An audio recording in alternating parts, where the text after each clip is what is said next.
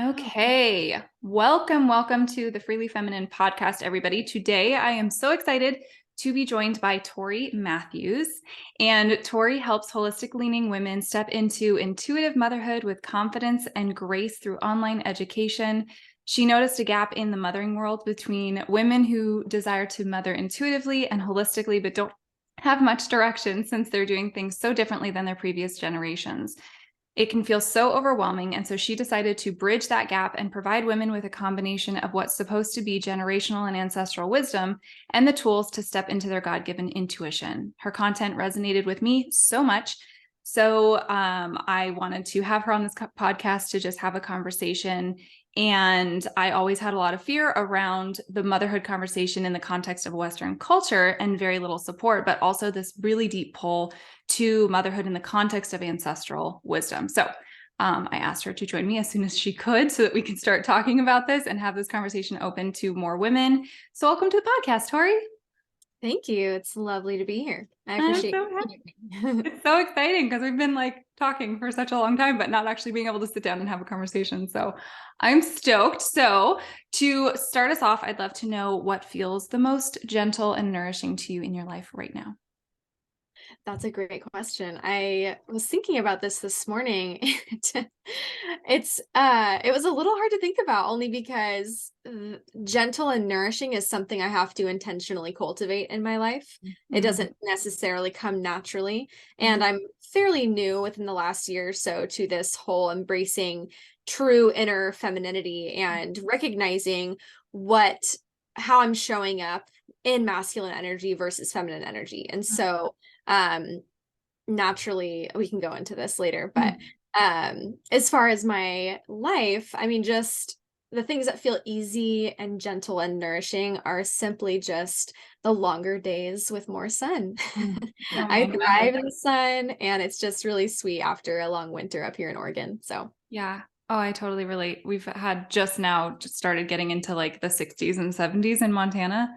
And yeah. it's very much the same where I'm like, oh, I'm gonna go outside and just sit in the sun because I can tell like my vitamin D is totally depleted. I'm Yeah. like, oh, Yeah, it that's it such really a does things when you're able to get even just a full hour of sun. It's like, wow, I feel like a completely different person. yeah. And going outside barefoot, I thought I had the best of intentions through the winter this year where I was like, I'm gonna go outside barefoot and just stand in the snow.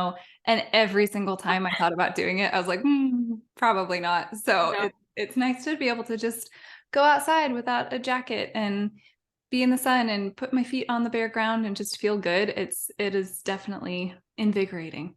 Yes, certainly. I know. And coming from, I just moved here from Southern California where Mm. it's, the sun is shining probably 90% of the time. So but I think what's cool about living in a place with seasons is kind of tuning into what you talk about with cyclical living. And Mhm. so not only with the woman's cycle, but with the seasons. And Mhm. so like winter, especially on the farm here, winter, there's not much work to do. Mhm. It's truly a season of rest, recuperation, recovery, of internalizing. And then, spring is kind of the intro into the full working season of summer and then Mhm. fall. It's really beautiful. So embracing that has been really neat.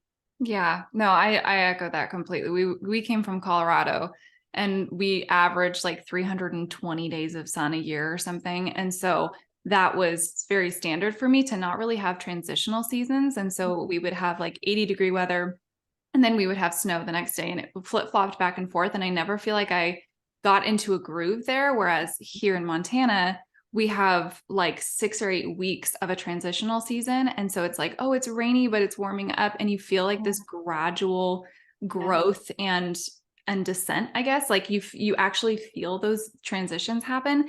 And it's so nice. Like I didn't get sick of the winter this year. I thought for sure I would.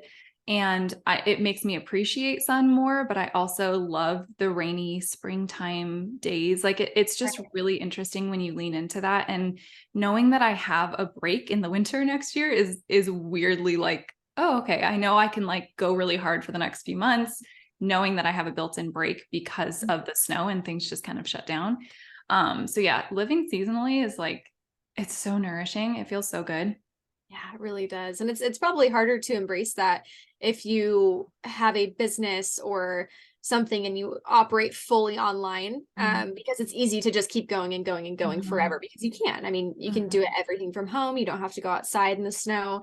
So that's probably takes some extra willpower to cultivate. Yeah. Yeah. Even just yesterday, I was looking and kind of anticipating this next year, and I put on my calendar. My dog is also next to me and she's sleeping, and she just decided to start whimpering. So if she starts barking, it's because she's asleep. No Um, worries. but I just put on my calendar like a seasonal break for August, knowing that because of that exact thing, like I have to have better boundaries as a virtual business. And so like just knowing I just blocked off 2 weeks. That doesn't mean I'm not going to work, but I'm not going to take any client work on, and I'm not going to do any calls for that exact reason. Cause otherwise I just go, go, go. And then I'm like, it's Christmas. Why do I feel so tired? Well, because you didn't take any breaks. So just leaning Right. into that is Right. really good. Yeah, I That's totally agree. great. So talk to me a little bit about like really what you're doing as a whole right now, what your mission is, and then kind of how you got to this place of supporting moms. Yeah, that's a great question. Well, and also a difficult question because it seems to be ever evolving.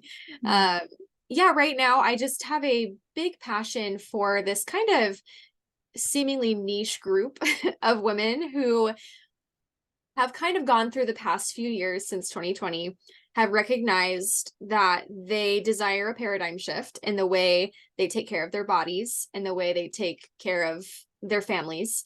Mm. And they have kind of stumbled upon the holistic alternative health world, but there's so much information out there. They have no idea where to even start, what's true, what's false, like what's right for them. And then they become mothers, and it's like, oh, I really want to take care of my baby in a holistic, respectful way, but I have no idea how, because nobody in my family does what I want to do. So I don't have that guidance that Mm. women normally have in mothers and Yeah. grandmothers and aunts and women just in their village. Yeah. And so and I can echo that because I am doing things very differently than my family, and taking care of my body and raising my child, and just the lifestyle choices we make, the way we eat, the where we live, everything. And so you've probably heard this term cycle breakers, but Yeah. that's essentially who I'm talking to, is women who see the problem and they know what the solution is, but it's really hard to get there because they just don't know what step to take in what direction. So I Yeah. know that sounds really vague, but specifically in motherhood, they want to parent their babies and raise their babies in a truly like in sync, connected, holistic way. I know holistic can mean so many things these days, but a truly taking into account the whole body, the whole person, the Mm. mind, the body, the soul. And so I embarked on that journey when I was pregnant because I said I wanted to have a home birth, and nobody in my family had had home births. Mhm. I didn't know. I knew my sister-in-law who had a home birth, which was really awesome. She invited me to her second birth, which was at a birth center, and that was just awesome because my biggest fear was childbirth. And so being able to witness that was really transformative for me, and inspiring. And Yeah. so I'm kind of transitioning to how I got here, how I got to Love what it. I'm teaching.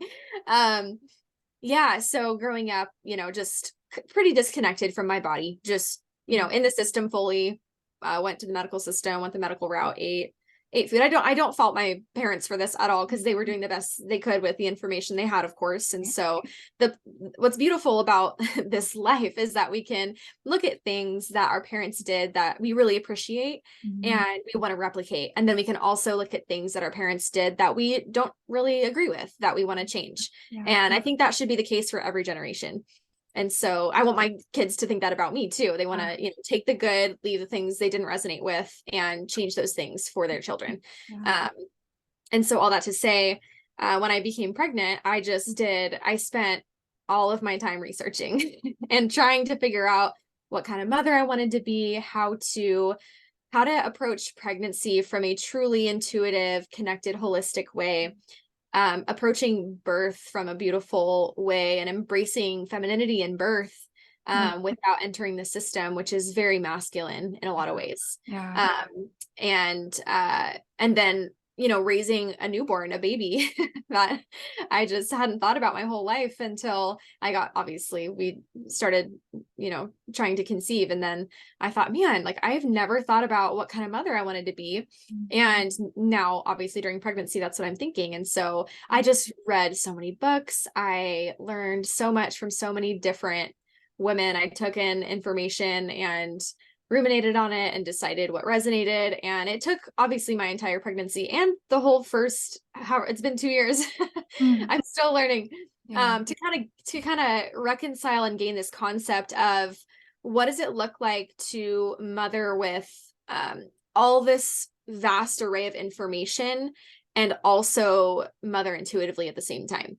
And I think that's a really hard thing for a lot of women, is to tune into their own intuition, because they learn from childhood to fight against that intuition based on someone telling them that it's wrong. In so many ways. We could talk about that for hours, but yeah, that's kind of how I got here. I'm creating an online course for women to step into connected, intuitive motherhood with confidence. And I think that it's just a resource that I wish I would have had when I was pregnant. Yeah.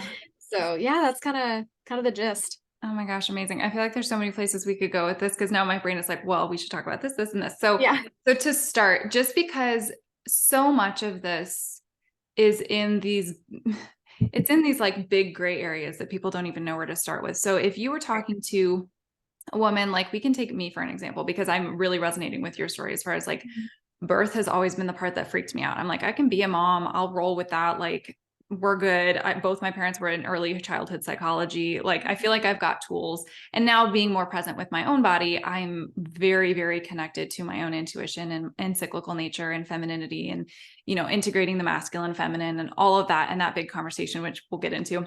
But if you're talking to a woman who's like, I am terrified of childbirth, but I know this is something for me, like, what would you start to talk to them about? Like, how would you start to guide that conversation?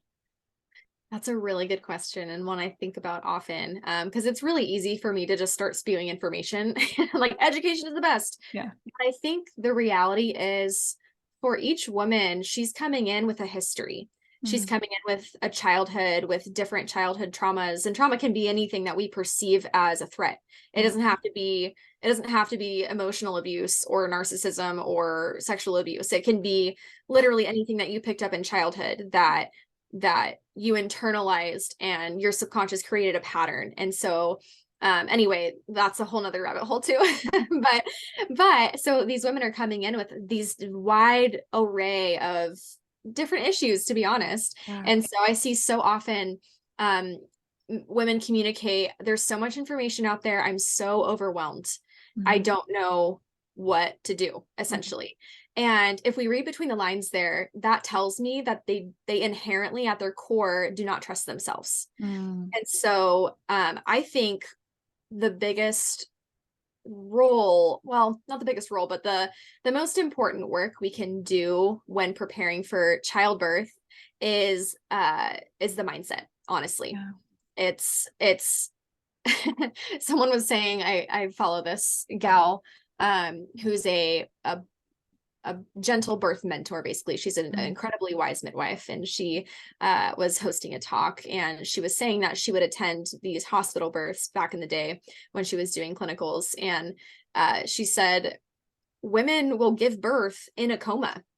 Like they just, when they're in a coma, their body will release the oxytocin, the contractions will start, the baby will be born without any single conscious thought. And God. so the body will birth the baby. It's us, and it's these outside forces meaning people, that can sabotage a birth.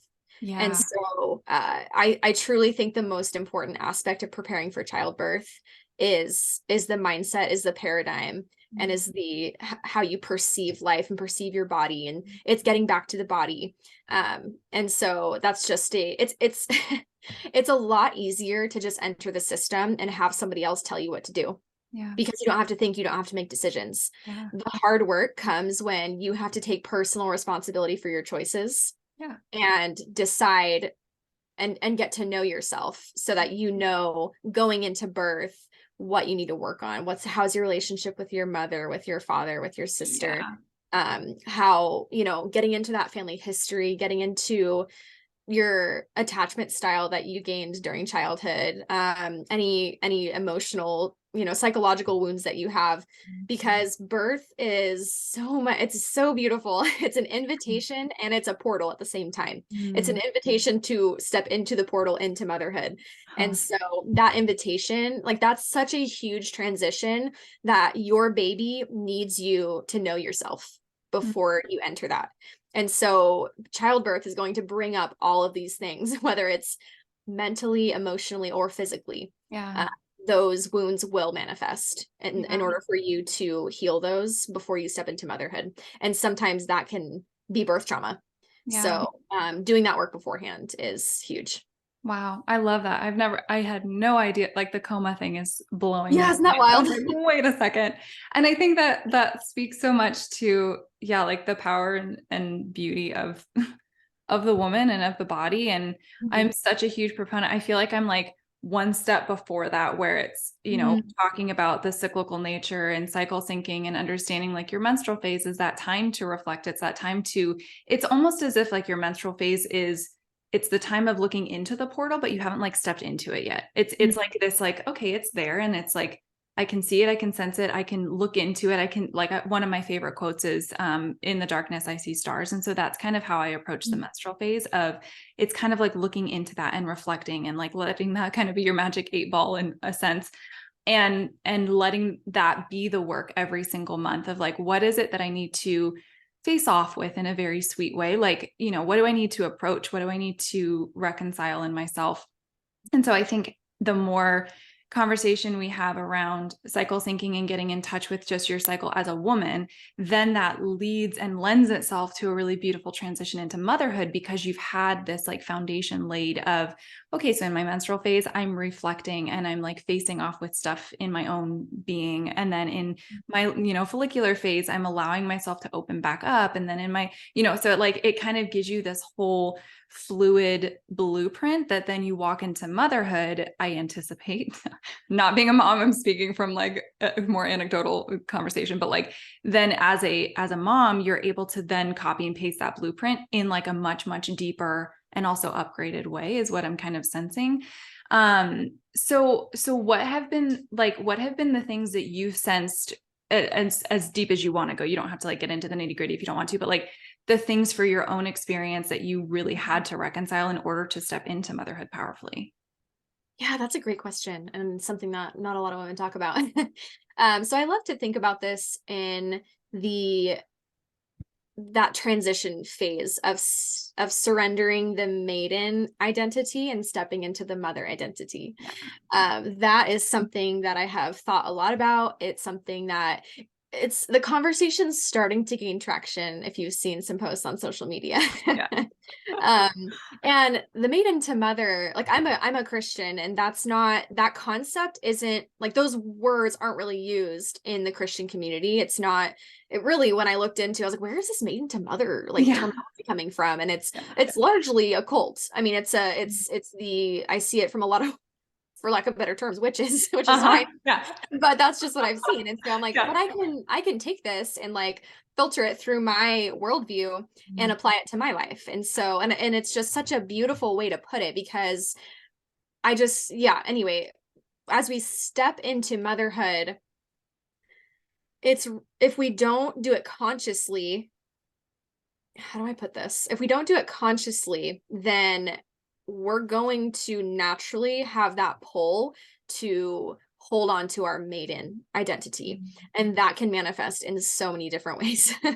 I thankfully I did a little bit of work beforehand to, I think, to get there. But there's always invitations in motherhood to relinquish that and accept and embody the mother identity. And so, yeah, practical ways for me personally have been, um, in my maidenhood before childbirth, I had a very masculine forward presence in life. And we can get it really deep into why. But essentially I was a tomboy growing up. And so, and I would hang out with boys most of the time. I resonated with them more. I didn't understand girls. And I think I learned to quiet and silence my emotions at a young age. And so that's probably why. And so naturally that carried on throughout life. I was a competitive gymnast. And so there's a lot of rigidity that comes with that, a lot of commitment and just that do mentality. And then also while in gymnastics, trying to get straight A's in school, just always on.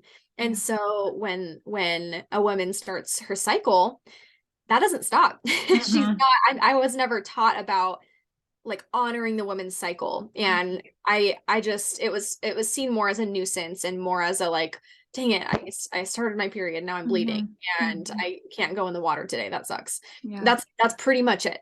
Like there was no realizing, oh, it's okay that you don't feel great for a week in the month, every month. And you can listen to your body and honor that and not do as much and relax and rest and recuperate. And then, it's just, if I had known that, things would have been a lot different, I think. And so anyway, I naturally carried that into motherhood. And so, I wondered why I was so fatigued for 9 months postpartum, because I was used to just that kind of do efficiency, mentality. And so I think I was in this tension between like, why am I so fatigued? I have so much to do. I have this never ending to-do list and I can never get it done. And it's just that constant cycle of exhaustion and fatigue. And even to a point where if we get into the core belief, I am inadequate. Right. And so that core belief is going to continue and pour into other areas in life. And it's going to just create that cycle that never ends. And so no wonder so many mothers are so fatigued and exhausted. So that's a practical way that I think I've had to kind of consciously relinquish the maiden self and step into the motherhood self. And I mean, ideally you wouldn't embody a more masculine presence in the maidenhood either. That's not ideal. Right. And so if you were a healthy maiden and you had that balance of femininity and masculinity when you needed it, oh, sorry, there's just thunder. As it was supposed to storm. Yeah. So if you had a healthy maidenhood, if you will, if you had that healthy mindset, well, naturally, if you had a healthy mindset, you'd probably have a healthy mindset into motherhood. So anyway, all that to say, the maidenhood is a beautiful time of joy. And I mean, not everyone has joy, but you know what I mean? It's just, you can do whatever you want pretty much. Like there's time to invest in things that you want to do. There's full sleep cycles. Right. There's just things that, it's a very easy transition from like childhood to getting married and continuing that fluid phase, right? And so stepping into motherhood is such a huge change, and if we're not consciously prepared for it and consciously going to step into it, it can be shocking. And so I think it can even, there's women and myself who didn't expect the different sleep. Like that's just the reality. And so, but what's beautiful about the body and how God designed the body is that in a homeostatic state, where meaning like in a nervous system that is in homeostasis, it's in parasympathetic when it needs to, it's in sympathetic vasovagal when it needs to. When that fluidity is there, that hormonal blueprint is there, and that can be supported. And so one little practical thing about that is when you're breastfeeding to sleep, like you are nourishing baby and giving those good hormones to baby, and baby is right as baby suckles, baby rises those prolactin levels and induces more like sleep hormones. I forget what the words are. But so it's just this beautiful like mutual giving relationship. And so ideally if you're like not night weaning early, that can be a beautiful relationship for a while, because it's not just babies taking from you and baby's a leech. And I think that that's a common mentality these days, especially for women who are afraid to change. Yeah. So, yeah, and I think one more thing, I didn't deal with this personally, but I know many women do. And I also have thoughts on this for myself too, but bounce back culture is a huge, Yeah. huge revealer of the wanting to hold on to the maiden.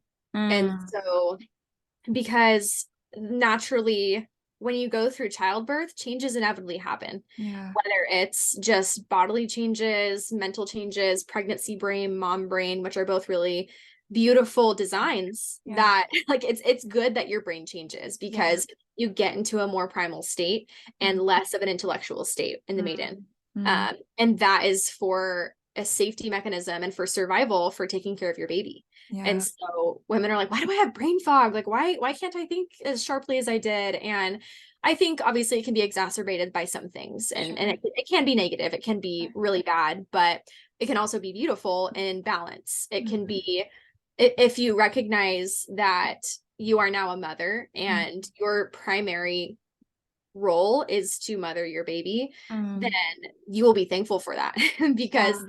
that primal brain is nourishing your intuition as well. Mhm. And Yeah. so all that to say, women who are big and are affected by bounce back culture Yeah. are women who are trying to hold on to the maiden and get back to the maiden physique. So yeah, there's so much we can go into on Oh my that. gosh, I love all of this. I think it's so interesting, like kind of going back a minute. I'm a huge I always have as above, so below, as without, so within. That's like my go-to like quote in my mind is that on the macro, you also experience it on the micro. And that was in God's design. Like that he absolutely created things to be cyclical, to see patterns. Like it's so dynamic and so beautiful. And like the more I study creation in the women's bodies, the more I'm like, how can you not believe in a creator? It's like, it's so specific.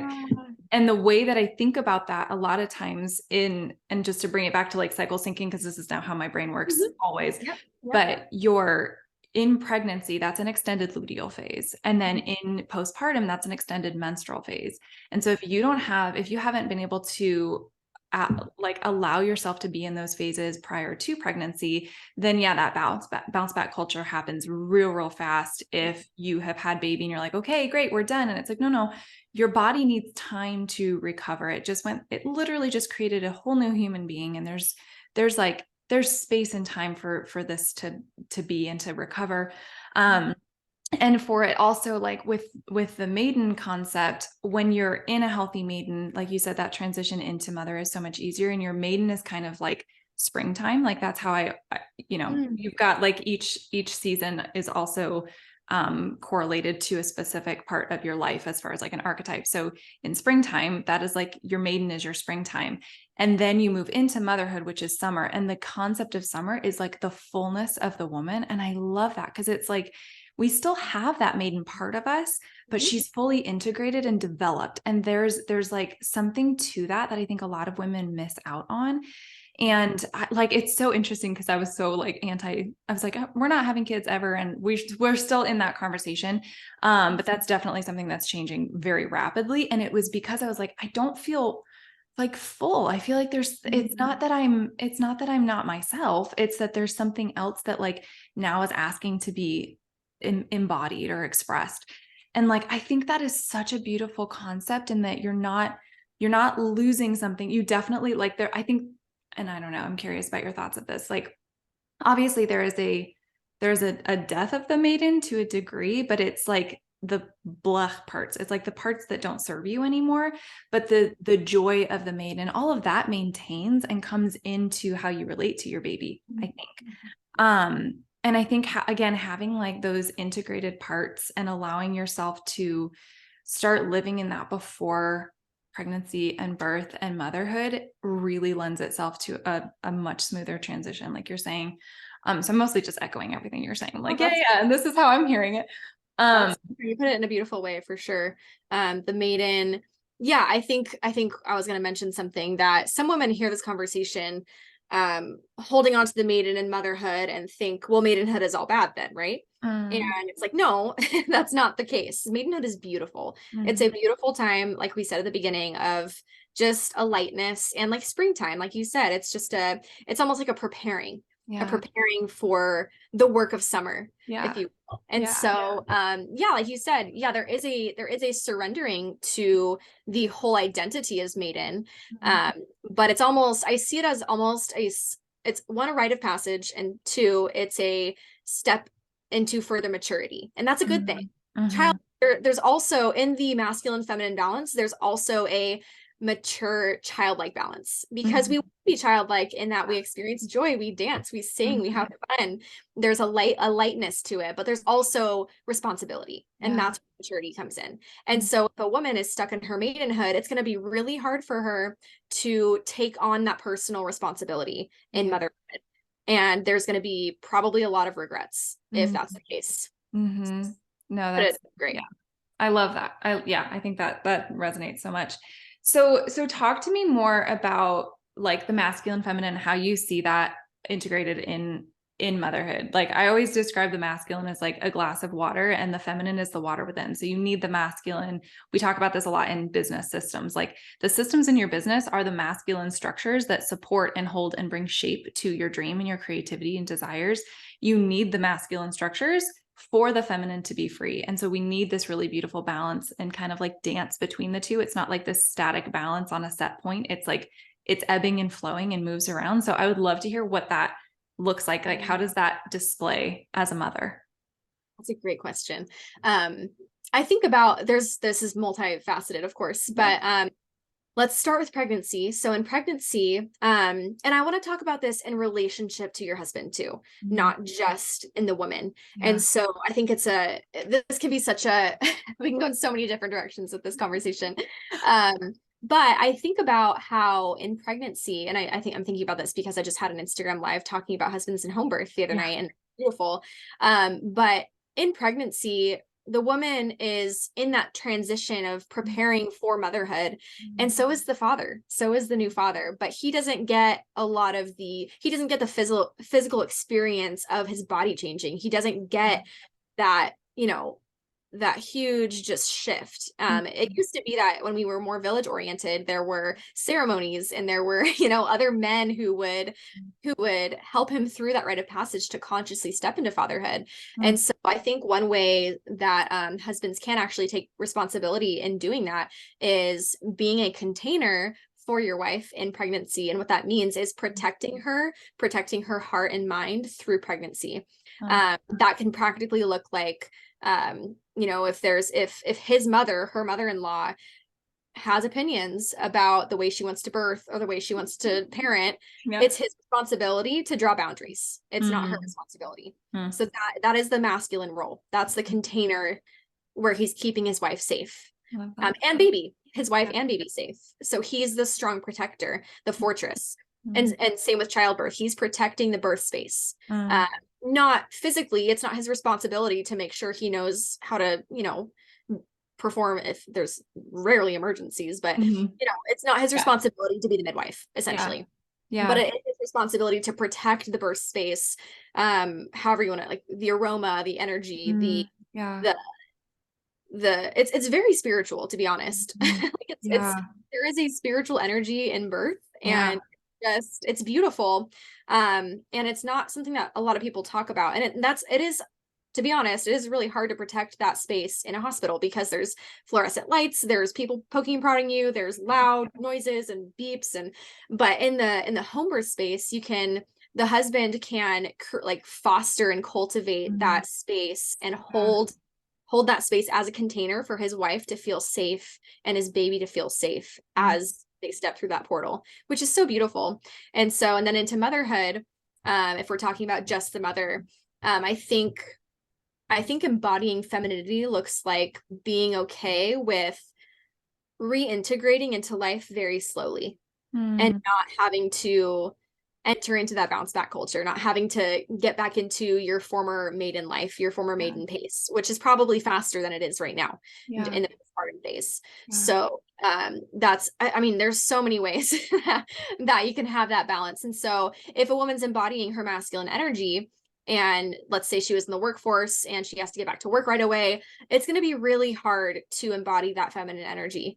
And I'm not saying there's a solution, for all these women, but I think as they tune into their intuition, they tune into their cycles, just get back into their bodies, they're going to be able to see like, oh man, there might be parts of my lifestyle that I have to shed in order to foster this feminine, slow aroma of the home, Yeah. and where my family can thrive. And Mm. so that doesn't necessarily mean that you stay at home all the time. I don't know. I only have I only have a 2-year-old, so I'm only so experienced. So anyway, that's beside the point. But yeah, all that to say, postpartum is a very like stepping into femininity, and postpartum means approaching it slow, Mm. embracing that primal brain, embracing your baby and responding to your baby's needs. And I think that a huge reason many women struggle postpartum is because they're embodying their masculine energy. Mm. And that's from societal conditioning, that's from the childhood they grew up in, the school system, just the system in general. Yeah. Like throws us into a masculine heavy energy with Mm. efficiency, with good grades, with getting it right all the time, with getting the right answer, with Yeah. getting into college and then a career, and then we're just going. And so it's really hard to shift that paradigm from masculine to embracing the feminine slowness Mm. and thinking, oh, I still have worth even if I am not being as productive as my peers or as these men. Yeah. And we wouldn't consciously think that, but that's how we're operating on autopilot. And Yeah. I think when women embody that masculine energy in early motherhood, that makes them want to sleep train their babies. That makes them want to not respond to their baby's needs in an effort to protect their own energy so that they can go to work, so that Yeah. they can reintegrate back into their maiden life and hang out with friends. And not that you can't hang out with friends when you're a mother, but it changes, of course, in a Yeah. good way.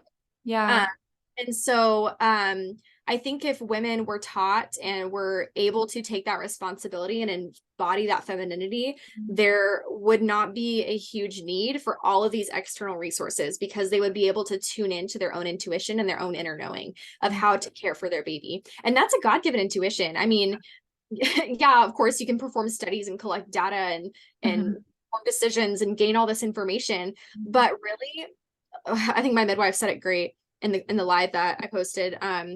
She said education is for the sole purpose of informing your intuition. Mm. Just I love love that. that. It's so true. And so yeah, there's a time and place for logic and for analytics and Yeah. for studies, sure, but you can find a study to prove anything. And Mhm. what really matters is your intuition and your knowing of your baby. And Mm. when you get to that level, you're able to see life through your baby's eyes, Mm. and you're able to embody that love your neighbor as yourself. We're not loving ourselves and neglecting our babies by sleep training, by doing all these things that are systematic and not honoring of the baby's Yeah. rhythm and not honoring of the baby's humanity. Honestly, I know Mhm. that's deep, but that's in yeah, at the core of it, that's what it is. So Mhm. it's kind of jumbled, but that's kind of No, what I that think makes, about yeah, feminine embodiment. that makes so much sense. I've never thought about, it's interesting. You're giving me words for things that I'm like, this seems like there's an ick factor to this, and I'm not totally sure what it is, but you're right. It's like systemizing the baby. It's putting the baby into the system that we are trying so hard to get out of by like, okay, well, you have to have a specific bedtime and structure. And they're like, well, their little bodies work differently. The way that they get melatonin is very different than the way we do as adults when we're working with a circadian rhythm that's fully developed. Like there's so many different elements to it that, it's so funny because I talk all the time about, well, science hasn't actually caught up to the feminine biology in a lot of ways, because not all, that's a huge sweeping statement, but the majority of our studies around exercise and diet and work culture and stress response and even the nervous system to a degree is all done on men or menopausal women, postmenopausal women. And so there's this whole thing of like, we can have all of the studies and the science, and amazing if there's something out there that actually supports this intuitive knowing.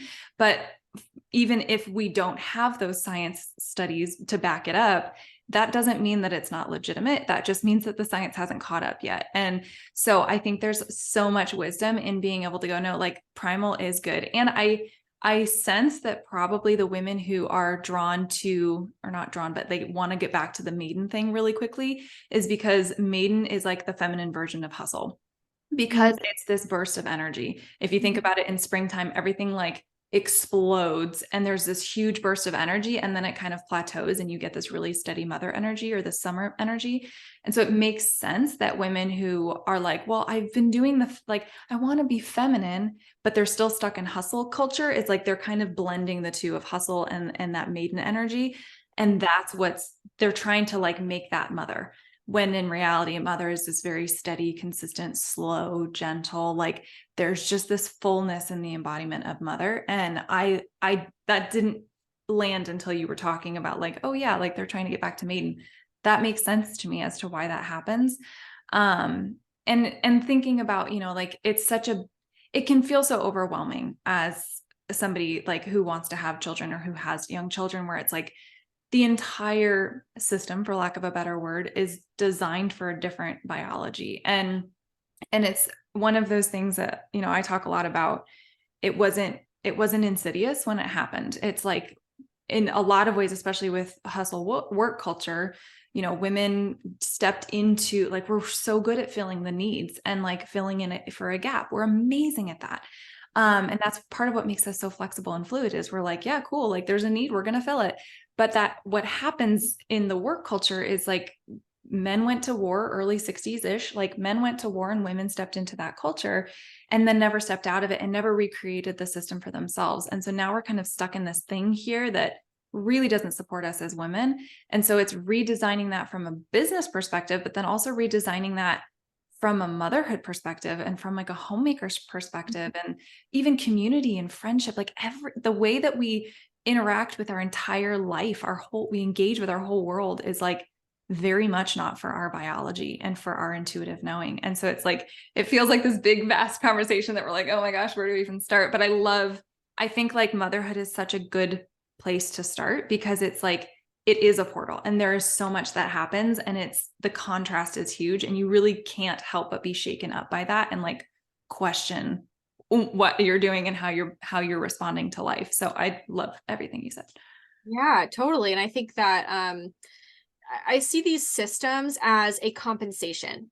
And so, it's a compensation that women had to go to the workforce because of the men that went to war.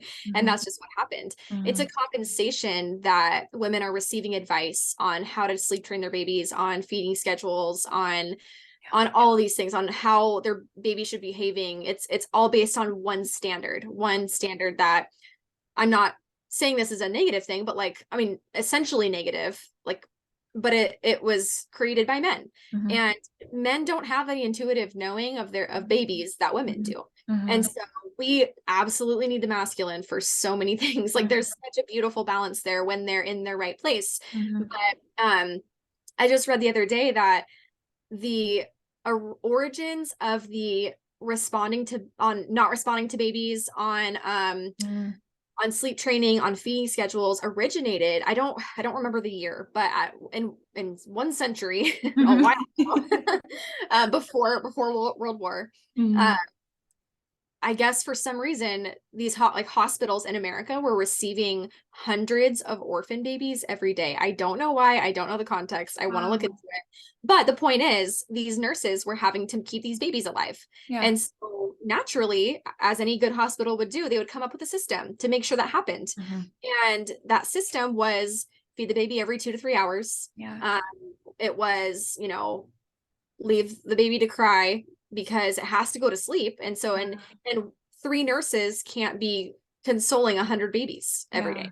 Yeah. So naturally it's a compensation. And so that logic continued, and more doctors drew from that logic and thought, oh, well, women are entering the workforce and they're exhausted. We can just draw from this history and give them this advice in order for them to be able to compensate. And so that's just kind of how that happened. And so all these systems, all these things that are inherently non-biological and do not meet a baby's psycho-emotional needs are because of a compensation and a fragmentation of our biology, of our lives, of our cyclical lives. So yeah, that's fascinating. That's really, really interesting to me. It's like the systems are amazing at sustainability, at like allowing something to survive.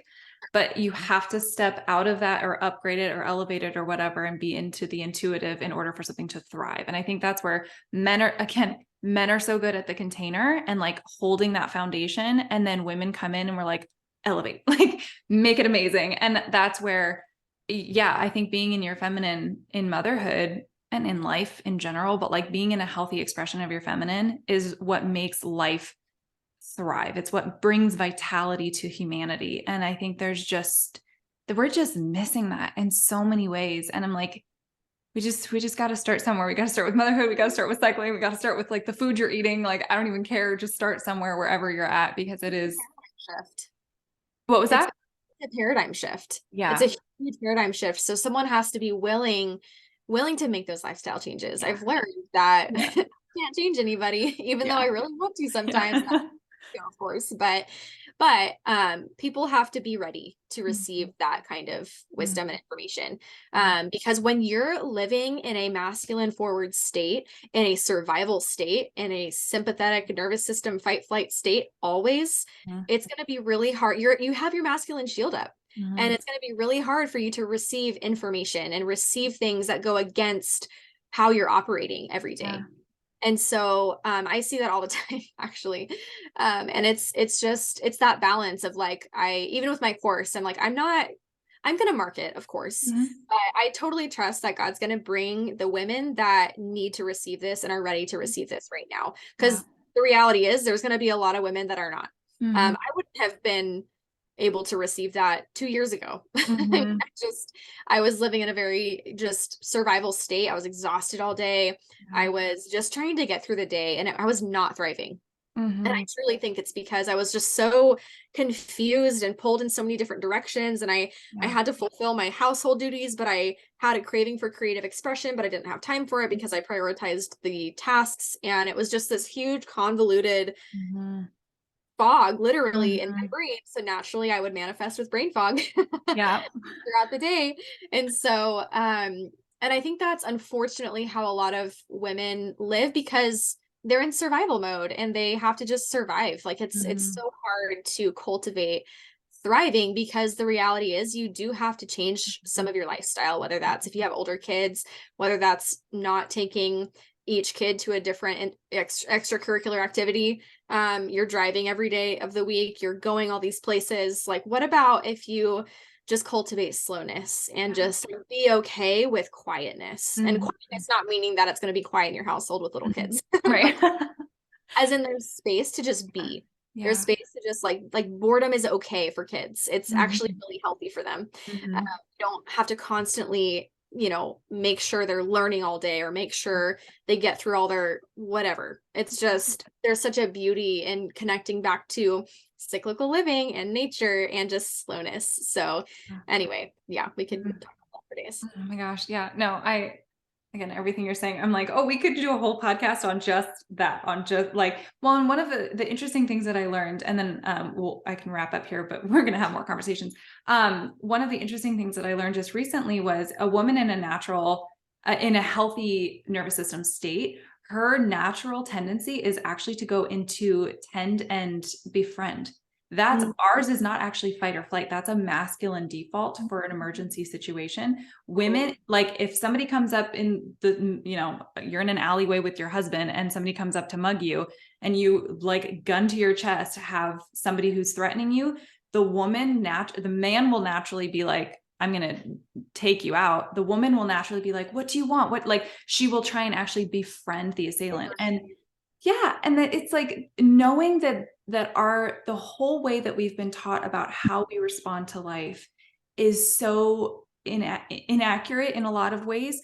And if we are going into fight or flight mode for our nervous systems, not only does it take more time for cortisol to come down in the female body than it does for a man, but then it also does a lot more damage.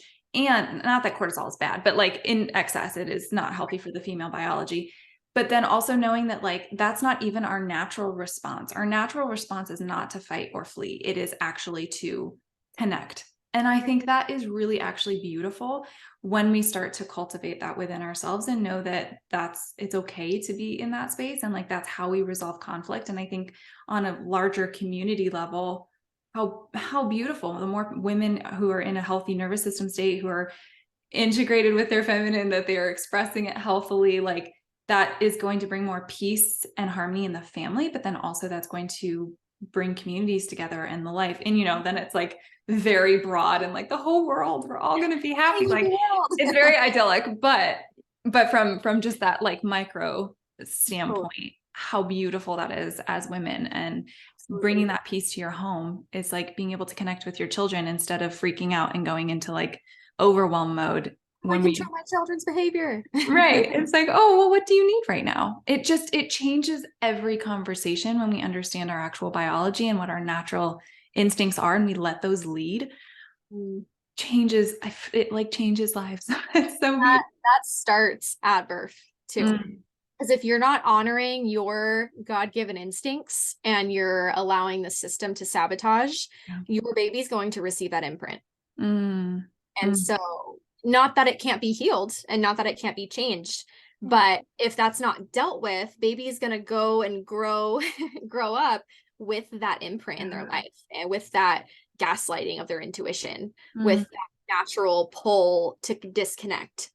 But when we as women, and this is a huge part of the cycle breaking in home birth and just a gentle entrance into the world, where we're cultivating that beautiful imprint for our babies to enter the world in such a gentle way, where they have an imprint that they are inherently safe. And so when they are pulled from the womb and poked and prodded and rubbed vigorously, their fight flight is activated, and they automatically know I'm unsafe. And it's really hard to undo that. So, of course, like there's so much grace for this. It's not a black and white thing. It's these like trauma happens. It just does. And God redeems. And so we can work through that. Of course, if you had an emergency C-section, you might have a lot of birth trauma, and it's really hard to reconcile. And I'm so sorry. But there's grace and there's hope for it still, because we can still step into our feminine and cultivate that being, that slowness, that connection with our babies. And that can undo the effects, And so that's what's so beautiful about this life, is it's so forgiving. God is so forgiving too. And he gave us so many signs of that in nature too. So like our forest was forested this last year, and foresters can be really messy. I mean, it can just look completely like a dead forest with logs everywhere. But it's beautiful because already there's all these plants growing up and these decomposers coming in, and it's so forgiving. Like the land is going to regenerate no matter what we do. And so likewise, there's a foundation there for regeneration, for hope that we can tap into and connect with as we go through parenthood. That's so good. Like, oh my gosh, that's like, it's like nourishing to me. I'm like, yeah, okay, that's great. And like entering life with gentleness, like that is so healing to hear. And I know it will be for like the whole audience listening, because it really truly is something that I think so many people, because that's the system, and the majority of us were born in that system. That is going to be so healing to so many people. And yeah, what an opportunity to start breaking some of those cycles on a much larger scale. And that's where I love the somatic work. I love doing subconscious reprogramming, because you're connecting and releasing all the stuff that's stored in the body from birth. I mean, most of this stuff happens before 8 years old, and that's when those heavy imprints happen. And so a lot of the work that I do in coaching for businesses and personal is like, we're dealing with stuff that happened when you were 5 or at birth or in utero. And that's like, it's heavy stuff, and it shows up everywhere. It will show up in your life, your relationships, in your business, and the glass ceilings you set for yourself and what you feel is safe, what your mom did and how that shows up in your business. Like, it's just so crazy. So there's a lot of personal responsibility to be willing to go there. It's a lot easier to just take a pill and hope that everything's better, to take a course and hope that it will change your life. But if you don't put in the work, nothing will happen. And that's really hard. Yeah. It takes courage. It takes a lot of courage. And it's, if you're doing that and you're listening, we celebrate you, because that really is, we're with you. Yeah. We've done it too. We understand, like, and we're doing it. And it's a constant it's constant work. Every day is a new opportunity to implement and allow for the feminine and allow for this healthy expression of who we are as women. And some days I do not great, and other days I'm like, yeah, okay, I feel like I nailed that. We're good. So yeah, Always invitations. always invitations and so much grace and so much forgiveness and so much regeneration. And I love that you pulled that together like that. That lands for me so much. So, oh my gosh. Okay. I feel like we could literally have like 100 more of these conversations, and I think we should. But um, if there was just one thing that you would recommend, what's the top way that you feel like a woman in motherhood or before motherhood, thinking about it, can really support herself as a woman in her femininity?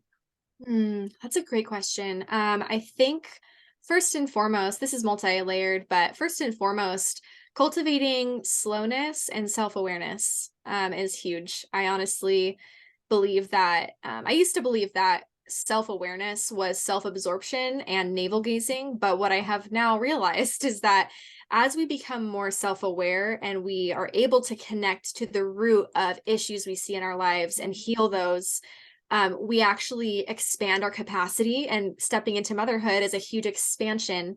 And so as we allow that expansion to happen and collaborate with that expansion, we can flourish. And so I think that, yeah, just cultivating, diving into self-awareness and taking that personal responsibility is step one. Mm.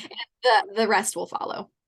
Yeah, I love that. Curiosity. Just bring curiosity. Yeah. See I what always comes say, up. take up the posture of a student.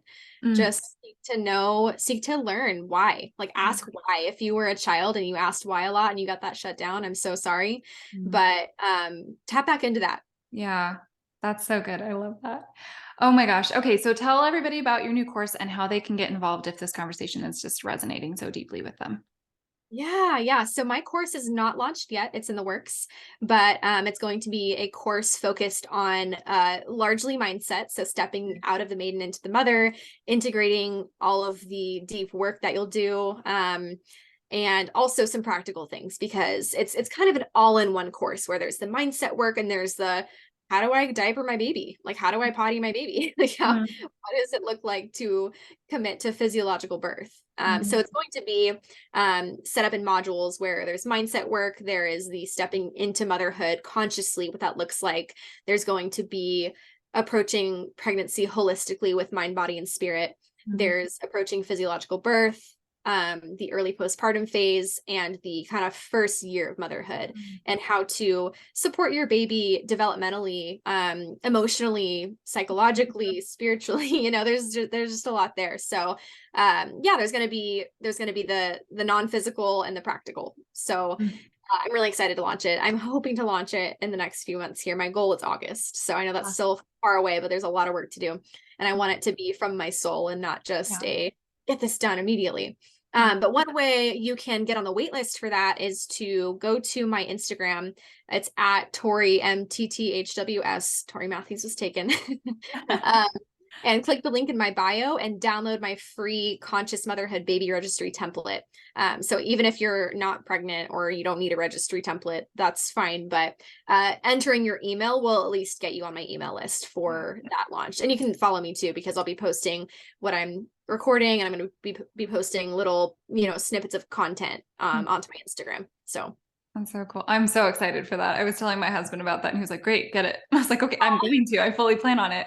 And I've told a couple of my friends about it because, again, like you said, I think because there's so much information out there about all of the things and you're not really sure what makes sense and where do you start, like I feel like having it all condensed into a course where it takes you step by step through the process and gives you the integration of the body, mind, spirit, like the whole kit and caboodle. It makes me so excited to have like a resource like that.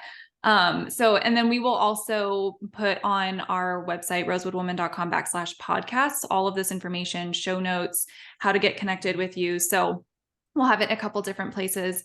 But yeah, that's just such a cool resource and I'm so excited. So thank you so much for coming on and for just sharing your wisdom. I feel like I have so much to learn from you, and oh my gosh, what a blessing you are and a gift to women and babies. Like, I just feel like there's like this whole generation who gets to be blessed by you because you are really working all of this stuff at the very, very start. And that is a huge gift. by God's grace, truly. Mm. Yeah. I Thank love you. I it. appreciate those words. That's very sweet. I've never been more excited to launch a project. Let me Mhm. just it's truly a passion project for me and not just a get rich quick scheme. It's Yeah. literally this is a culmination of all that I have learned and integrated in my own life in the last 3 years. Mm. So I can't wait to share it with other people. Oh my gosh, I'm so excited. Well, we'll keep everybody in the loop as you start announcing things. We'll share it too. And yeah, thank you so much. I just appreciate you a ton. Thank you for having me on. It was really sweet talking to you and hearing your wisdom too. It's just Mhm. really great. Likewise, likewise. Well, we'll chat soon. And thank you everybody for listening. And goodbye.